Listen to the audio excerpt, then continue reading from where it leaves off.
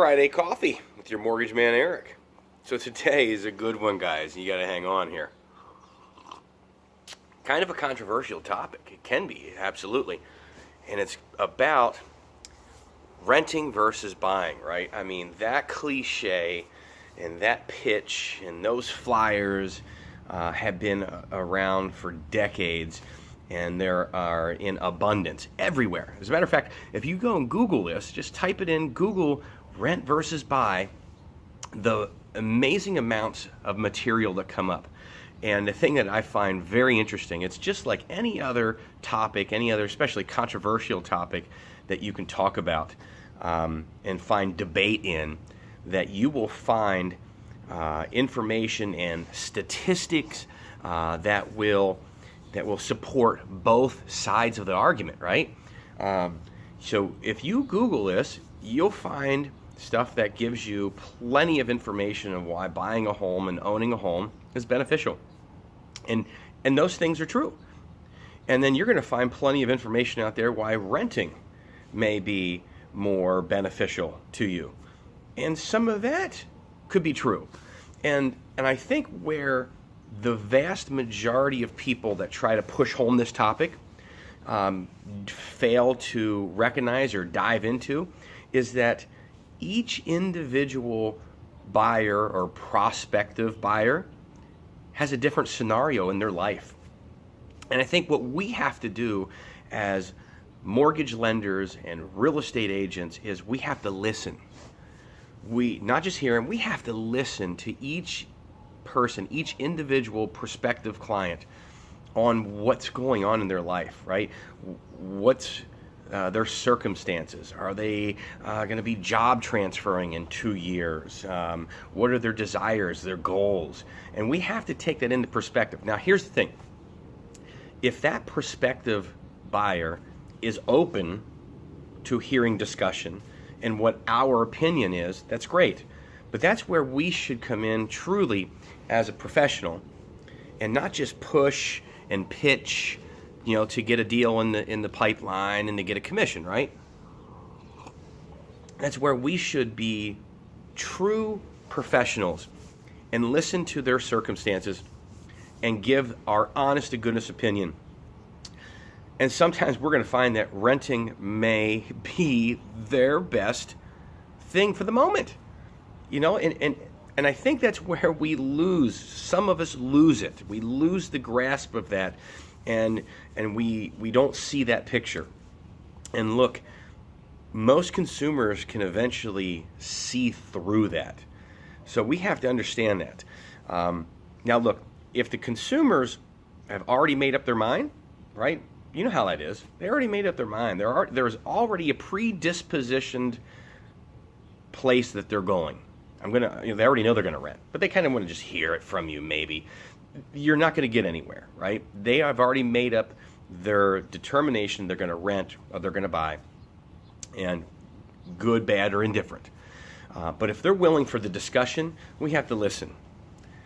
Like a financial advisor may do, somebody of that magnitude that can give them a true, honest opinion on what they believe is best for them in that situation. And this is, I think, it separates prospects into two categories.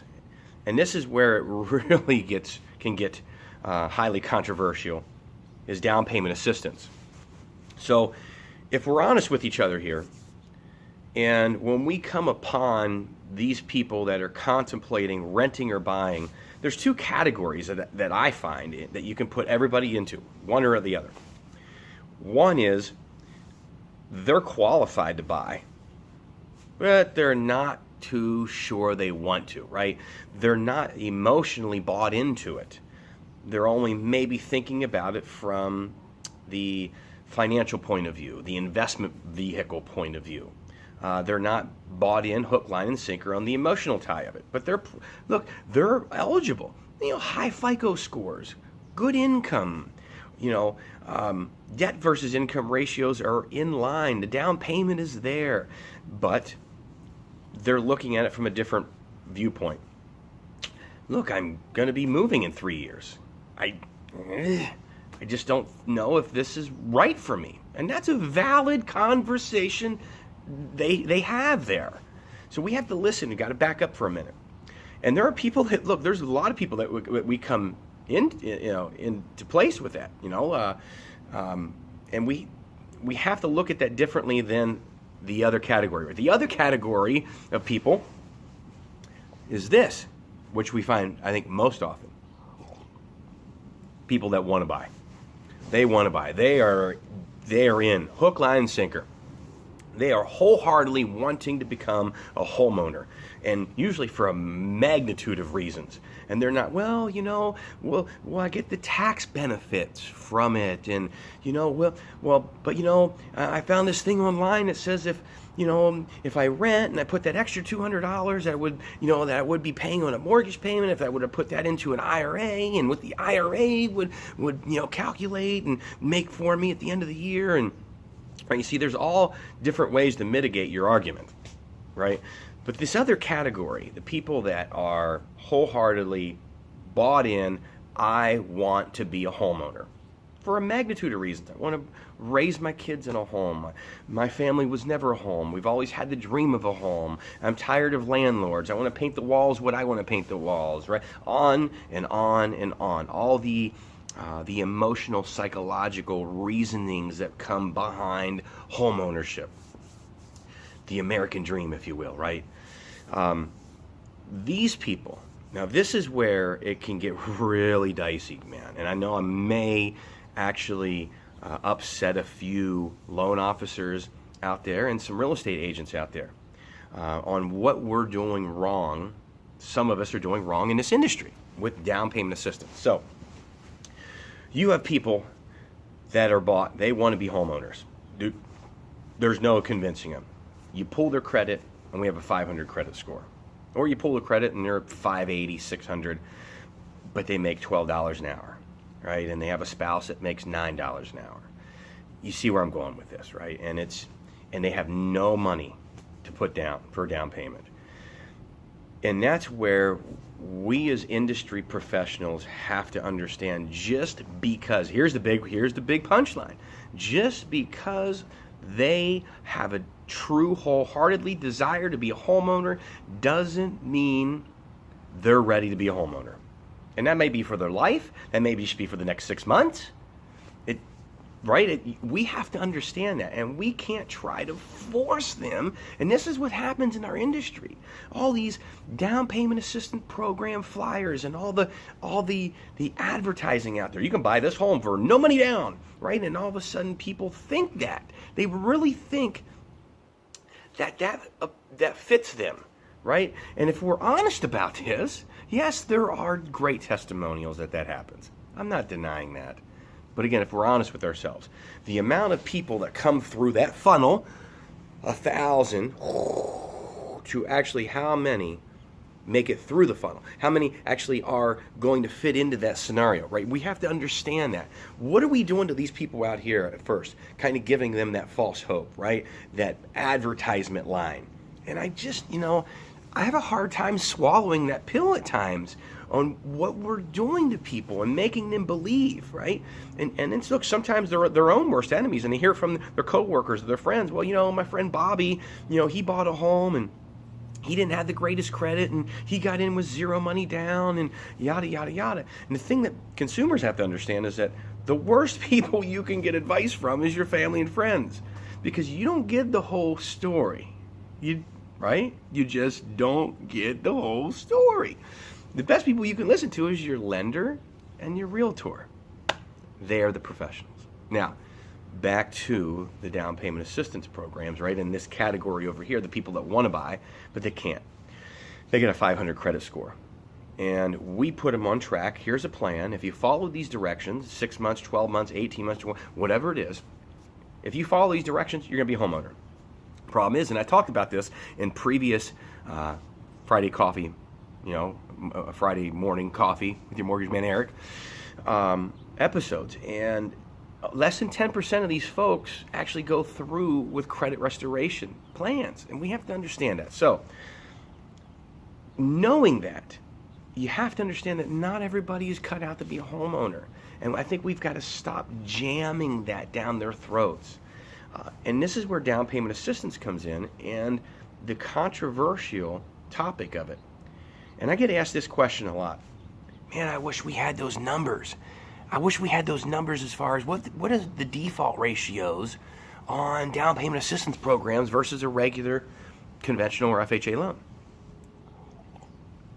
Now, the derogatory ratios, a regular FHA loan is up around 2.8 to 3.2% as far as how many people is defaulted, how many people are currently late on their mortgage, right? 3%. The number on the down payment assistance programs is up around 28%. Now, look, I am not saying we should take down payment assistance away. I'm not saying that, guys. I do believe in helping people get into a home that truly need the down payment assistance. What I'm saying is we've got to be more careful on how we do it, and we can't be jamming it down the community, society's throat and making people believe that everyone should be a homeowner. Look, everybody in this country has the opportunity to be a homeowner. But just because they have the opportunity to be a homeowner doesn't mean they have the mental capacity, the bandwidth, their spending habits, their credit habits. Doesn't mean that they will ever fit into that box. And that's okay. We have to understand that that is okay. And we've got to get over that thing that everyone in this country should be a homeowner. It's just my personal opinion. You can't teach an old dog new tricks, right? I mean, when somebody has a 440 credit score, they worked hard to get to the 440, if you feel me, if you know where I'm going with that. So just because they have the emotional tie on wanting to purchase a home doesn't mean that necessarily should be a home owner.